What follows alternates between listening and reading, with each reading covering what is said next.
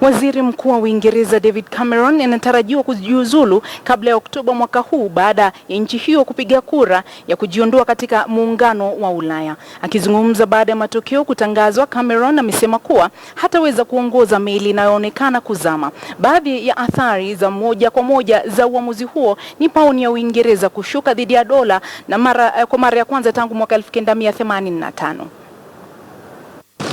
A negotiation with the European Union will need to begin under a new Prime Minister.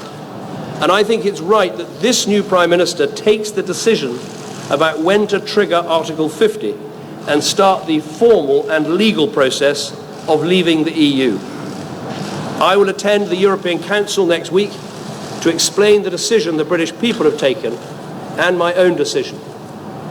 The British people have made a choice. That not only needs to be respected, but those on the losing side of the argument, myself included, should help to make it work.